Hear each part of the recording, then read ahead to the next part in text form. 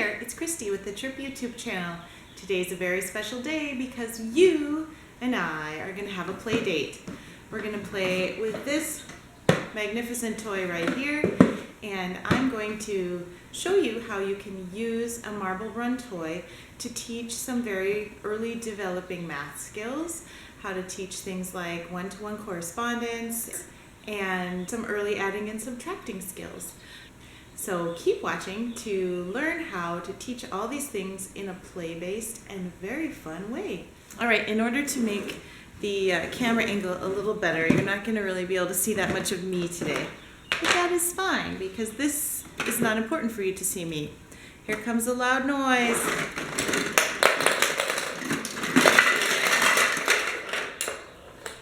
And yes, I do say that when I'm working with kids. So first of all, I'm going to build a double-bottomed marble run tower. And so I'm going to show you how to do that. Obviously, you'll need two bottoms. I know you're making funny jokes about bottoms in your mind. Just as a reminder, I always keep my marbles in a container that's very difficult for children to open because we don't want them getting into marbles and swallowing them and dying because that's bad. Alright, I'm going to use one red bottom and one green bottom. And then we need this piece that goes on top. And I need another one of those. I'll use the blue one on this side. Okay, so there are the bottoms. And now I usually do one of these big spirals on top of that, on each side. So now you'll see I have two bottoms and two swirly things. So these are equal. And now what I'm going to do is I'm going to support these two bottoms. Try to keep it as organized as possible so you can see what I'm actually doing. So I supported them under here with some support so they're sturdier. And now I'm taking this piece, which is shaped like a Y, and I'm putting that on top. And the open, you'll notice the open part goes right down to the closed part. Do you see it? Excellent. Now, of course, I need to support this. So I think I'll use that. Okay. So from here on out, I'm going to build it like I normally would, which is as much in a triangle as possible because that makes it sturdier. So I'm going to show you with straight pieces right off the bat. Always the open one, open to closed, open to closed, open to closed, and then you will have a hole, so you need to put a little one there. Let's do a red one. Open, open to closed,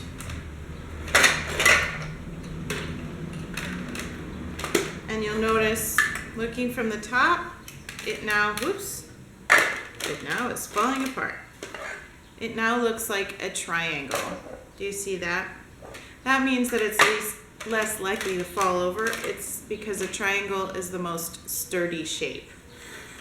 I learned that in 3rd grade, and it has proven useful to me many times in my life, the marble run being one of them.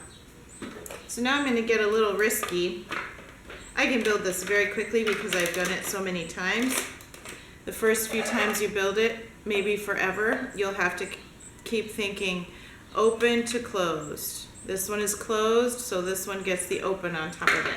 And you get a little exciting here and put a spinner on. I'm going to keep going in the triangular fashion. It's just going to look a little different because this is not straight. Oops, and I need 2 small ones in there because it's a little taller. I think I'll do 3. I'll do 1 spinner, and then I'll do a smile. I don't know if I'm even in the screen. I call that one a smile. You could see why. Or we call it a telephone because it kind of looks like a handset. This is Claude. My normal filming spot, by the way, is out of commission because the floors in my house are being completely redone. Every floor in the entire house. And obviously it has thrown me a little bit out of kilter with work because I work from home and I film these videos at home as well. So, okay. Now you have a semi-tall tower. And obviously you can keep going as far as you want with this tall tower. I'm going to stop here. I usually find this orange thing and put it on top to indicate that we're finished building and now is time for the marbles. And by the way, I don't know, I'll give you a little picture of the flooring when it's finished in the next video after it's finished. It probably won't be for a while. We have construction people here for like the next 3 weeks. So it'll be interesting. This weekend, we're actually ripping up all of our current flooring, except for the tile, which is being done by the professionals. So, eek, it's gonna be a disaster. So I have to film this today. So now that we've got this orange bit on the top, this is where we start working with 1 marble. And we work on things like ready, set, go. You put the marble down. Excuse you, you're in the way.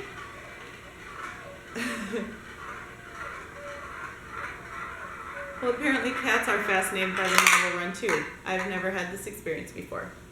So at the beginning, you talk about, it went on the yellow side, it went on the blue side, and you just talk about which side of the marble run the marble went down. The interesting thing is, this little white thing has a flipper, and the flipper means that if it goes down this way one time, it flips it. And the next time it will go down this way and flip it. And the next time it will go down this way and flip it. So the marbles, if you put down 3 marbles, you'll get 1, 2, 3. So once again, when we're playing with 1 marble, we say ready, set, go. We're really excited. We do this as many times as the child is still interested. The important thing for moving forward with this particular activity is that we talk about which side it goes down. And I want to say right here at the beginning, we want this to be fun. We want this to be fun the entire time. So if at any point your child walks away, don't go get your child and bring your child back and make her sit and play marbles with you, because that is not a learning mindset, and that's not a mindset where she's going to be interested in what you have to say. Instead, if she walks away, you say, all done with marbles, okay, let's clean up, and we play something else. The second stage is going to be with 2 marbles. So I'm picking 2 marbles that are very clearly different colors. Not super important, but it does help. And this is where we're going to start using numbers. A lot of times kids will count like this. 1, 2, 3, 4, 5, 7. And so they don't do 1, 2, 3, 4.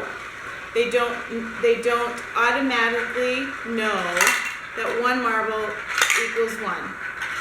And that seems crazy to us, but that's what's called one-to-one correspondence. So a child who's counting with appropriate one-to-one correspondence will look like this. 1, 2, 3, 4. 4 marbles. That's one-to-one correspondence. So that's why we want to work on counting every marble that goes down, because you have to have that before you can figure out how many marbles are in your cup, or before you can figure out how many marbles I have, you have to be able to actually count the marbles. And so also it helps to spread these number skills throughout your child's day. So count the carrots at the table, count the trees in your front yard, line up stuff and have your kid count it, count all the bubbles that you see in the sky, and make sure that your child isn't just pointing and counting, but actually pointing to one thing at a time and counting that one thing like this. 1, 2, 3, 4, 5. That's how we work on one-to-one correspondence. And of course, go up as high as you can with whatever tools you have. And that will help your child learn one-to-one correspondence. After your child understands one-to-one correspondence, we can move to using the marbles as a tool for developing early math skills. Oh, please meet Steven. He's never seen the marble run before either. And I'm sure it smells like a billion different cats because of all the houses I've been in, a billion different dogs, a billion different families, and it makes interesting noises too. So he's gonna be interested. I have 2 marbles. Instead of saying ready, set, go, I'm gonna say ready, set, 1, 2. And we're gonna put the marbles down in a row.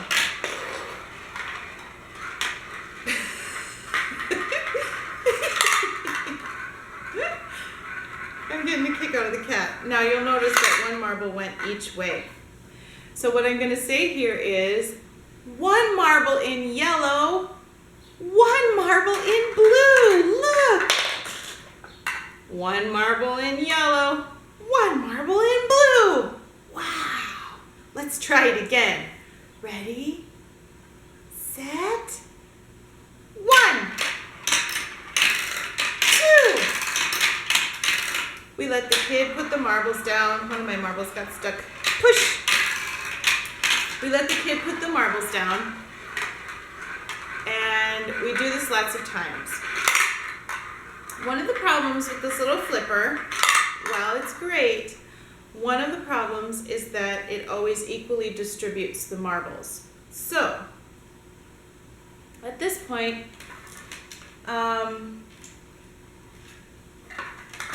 it may be that you wish to remove that little flipper. That's what I did in my marble set. This is a new marble set. I don't use it for this purpose anymore because I don't do private therapy any longer. We just use it for play and for sensory input and for social engagement. If you're going to use this toy to teach early number and early math skills, then you need to remove that little yellow flipper. And it just pops out. I think you can put it back. I don't know. I wasn't able to fix mine because I lost the little flipper in transit. But I was never sad that I didn't have it, because what I learned was that I could direct the flow of the marbles myself with a very discreet finger right here. And so then what happens is both of the marbles can go on one side or the other side, or I can have them split up like they normally are. So I'm going to try to fool this machine. Ready, set, go! Go! Number 2.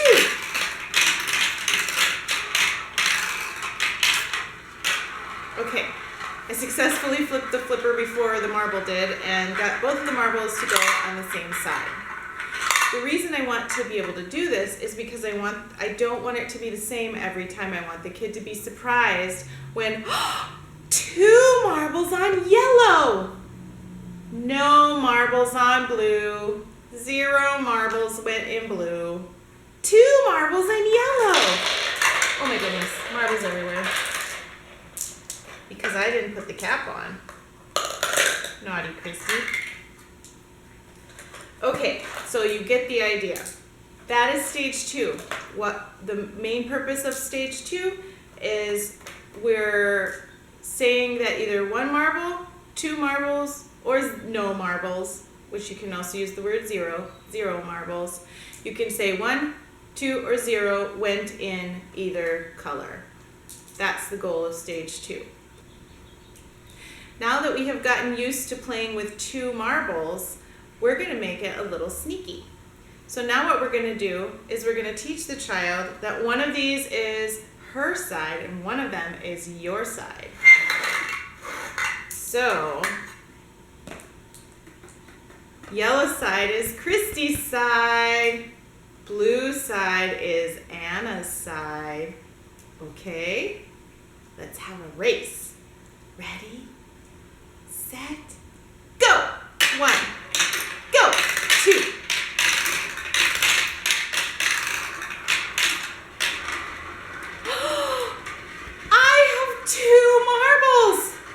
Anna, you have no marbles. That's so sad. I feel happy. I got 2 marbles. Anna, how many marbles do you have? Hopefully, Anna is picking up on your words and your facial expressions and the fact that she got no marbles on her side. And so she hopefully she will say, no marbles or 0 marbles. If she doesn't, you want to model for her. I got no marbles. Or Christy, I got no marbles. Okay, let's try again. Ready, set, go! 1, go! 2. This time, both of them are going on her side.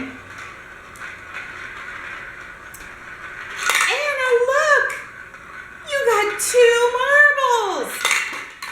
Now here's where you want to start covering up the cup on your side. This is a very sneaky trick that is teaching, without your child knowing it, it's teaching early adding and subtracting skills. So if your child knows mentally that there are 2 marbles that you're playing with right now, and that's all, and both of them went in her cup, then without doing any math in her head, she's going to know Christy didn't get any marbles. If both the marbles go down and one goes in my cup, even though my cup is covered, if she only has 1 in her cup, her brain is going to say, Christy must have the other one. And so this is a really convenient way to teach. If I have 2, Christy has none. If I have 1, Christy has 1. If I have 0, Christy has 2. So first we teach that with only 2 marbles because that's the best way to go about it. You can start covering up the cups at 1 marble, but I don't usually find that it's that helpful because there's only 2 options. Either the kid has it or I have it. And that's not really all that fun. Let's just go through exactly how I would do this. Ready, Anna? Ready? Set. Go! 1. Go! 2. I'm gonna be sneaky. Look, Anna! Look! Marbles in your cup. Here they go. Anna! How many marbles do you have? Oh, 1 marble? How many marbles do I have? And I pick it up in my hand maybe, but my hand is closed. This gets a little harder as the marbles increase in number, but I have it in my hand and I say, how many marbles does Christy have? And after a little while, Anna will say 1, and I'll say, that's right, Anna, I have 1 marble. If she doesn't get that quite yet, I'll say, Anna has 1 marble. 1, 2. Christy has 1 marble. Anna 1, Christy 2. 2 marbles. Let's try again. And so we just keep playing with numbers labeling numbers, we keep putting them down the marble run, seeing which way they go. If it keeps being exactly the same every time, one this way, one that way, you practice until the kid gets it all the time, and then you sneaky change how it flows, or you take that out and you just mess with your finger. You're smart enough to know if your kid is actually repeating things by rote, because that's how because it went 1 1 1 1 for so many games in a row that your child just knows that and hasn't actually figured it out. She's just memorized what she's supposed to say. And you're smart enough to know if that's what she's doing, or if she's really going, wait, I have 1 and there's 2, so Christy must have 1 too. During all this process, the kid is probably very excited. The more excited your face is, the more excited the child will be, because they kind of feed off of your excitement like a vampire. Keep switching it up and keep making it really fun and engaging, because when you're engaged and when your child is engaged, that's when your child is learning, and that's when you're building a relationship. And relationships develop into deeper learning. So next, we're going to do 3 marbles. And the process is going to be the same for every extra marble that you add. The only difference is going to be that you count them going down. You'll say, oh, now we're going to do 3 marbles. And I don't suggest that you move to 3 marbles immediately. So you want to make sure that your child has the skill of being able to figure out how many marbles you have, if she has 0, 1, or 2, before you move to 3 marbles. So make sure that your child has grasped the early skills before moving on to more marbles. Because, of course, you have to have a good foundation before you can build a solid house. So then we're going to put 3 down, and we're going to see where they go, and we're going to talk about which side they went on, who's got, Anna, if you have 2 marbles, how many does Christy have? At first she's probably going to say 0 because of what we just learned. And then I'm going to say, remember, we had 3 marbles all together. 3. Anna has 2, Christy has 1.